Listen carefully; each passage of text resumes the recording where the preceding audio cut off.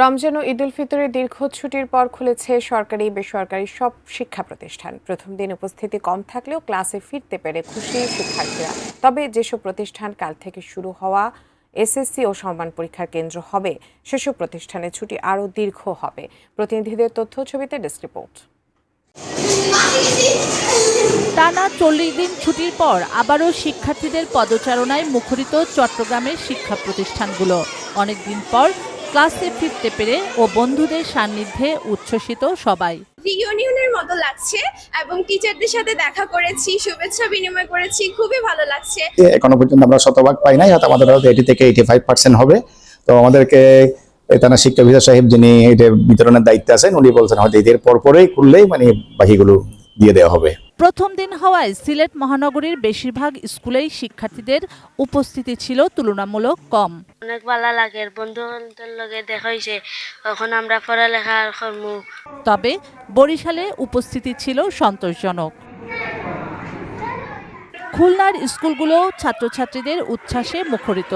চলছে একে অপরের সঙ্গে আনন্দ ও অনুভূতি প্রকাশ। এসএসসি পরীক্ষার জন্য যেসব স্কুল আবারও মাসখানেক বন্ধ থাকবে, খুশির মাঝেও তাদের মন কিছুটা খারাপ। আজকে ক্লাস হওয়ার পরে আবার একটানা 1.5 মাসের জন্য আমাদের স্কুল বন্ধ হয়ে যাচ্ছে। অনেকদিন বন্ধুদের সাথে দেখা হবে না, আমরা আমাদের চেনা পরিচিত ক্লাসরুমে ফিরতে পারবো না। এই জন্য কিছুটা তো খারাপ লাগবেই।